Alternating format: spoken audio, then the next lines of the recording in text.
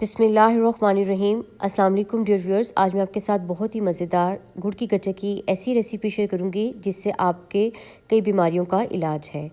यहाँ पर मैंने मूंगफली 1 कप ली है, छिलके उतार के, और आधा कप चने मिक्स करके इसको 1 से 2 मिनट के लिए ड्राई रोस्ट कर लेंगे। आधा कप ही मैंने सफ़ेद तिल लिए हैं। यूँ मेरे पास ये मूंगफली, चने और तिल मिलाकर 2 कप के बराबर हो गया है। इसको भी हल्की आंच पे बहुत अच्छे से रोस्ट कर लेंगे। यहाँ पर मैंने गुड़ लिया है। ये गुड़ तकरीबन कूटने के बाद 2 कप ही बन जाएगा, यानी जिस मिकदार में हमने मूंगफली, चने और तिल लिए थे उतना ही हम गुड़ लेंगे। बिल्कुल हल्की आंच पे एक पैन में ये गुड़ शामिल करके इसको अच्छे से पका लेंगे। सबसे पहले हमने इस गुड़ को मेल्ट करना है। मैंने इसमें कोई पानी या कोई घी कुछ भी अभी ऐड नहीं किया। बिल्कुल लो फ्लेम पे हम इसको अच्छे से 3 से 4 मिनट में ये पकते हुए बिल्कुल मेल्ट हो जाएगा।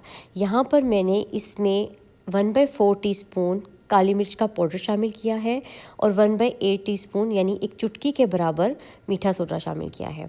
काली मिर्च खांसी में बहुत ज़्यादा आराम देती है। और यहाँ पर 2 टेबलस्पून मैंने घी शामिल किया है। इसको अच्छे से मिक्स कर लेंगे। यहाँ पर अभी ये थोड़ा सॉफ्ट है, मगर मैं दिखा दूँ, पानी में डाल के आप इसको चेक करेंगे। इसके जो ये पानी में ड्रॉप्स डालने के बाद थोड़ी देर बाद हम चेक करेंगे। अगर ये टूट जाएगा आसानी से तो ये तैयार है, और अगर नहीं तो ये अभी नरम है। तो इसको 2 मिनट के लिए और पकाएंगे और दोबारा पानी में शामिल कर देंगे। पानी में शामिल करने के बाद यहाँ आप देखें ये कितने अच्छे से टूट गया है, क्रिस्टल हो गया है और इसकी साउंड भी आ रही है।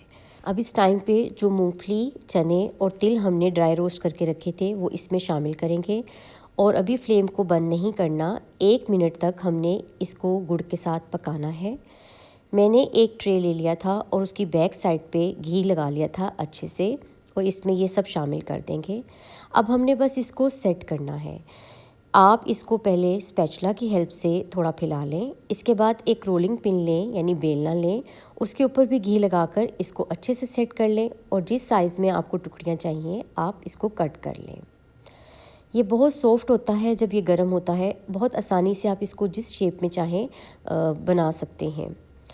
तिल हमारे लिए बहुत फ़ायदेमंद है। इसमें बहुत ज़्यादा मिकदार में कैल्शियम पाया जाता है। वो लोग जिनको डायबिटिक का प्रॉब्लम है, या फिर वो बच्चे जिनको विंटर में बार बार यूरिन का प्रॉब्लम होता है, उनके लिए तिल बहुत फ़ायदेमंद होते हैं। और चने बहुत ज़्यादा हेल्दी होते हैं हमारे मसल्स के लिए।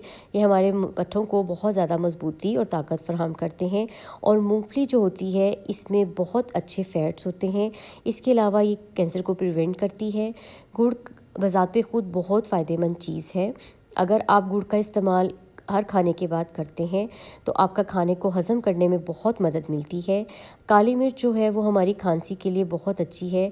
आजकल के मौसम में जब गले बहुत ज़्यादा ख़राब हो रहे हैं और स्मोक की वजह से और मौसम की तब्दीली की वजह से, तो ऐसी चीज़ें बहुत फ़ायदेमंद होती हैं। या आप घर में बना के रखें और बच्चों को कैंडीज़ की जगह ये दें, तो उम्मीद है कि आपके बच्चे सेहतमंद रहेंगे। आई होप आपको मेरी आज की ये रेसिपी अच्छी लगी होगी। If you like my recipes please share and subscribe my channel with your friends and family. Keep on watching for more new such recipes. मिलते हैं किसी नई रेसिपी के साथ। दुआओं में मुझे याद रखिएगा। Take care. अल्लाह हाफिज़।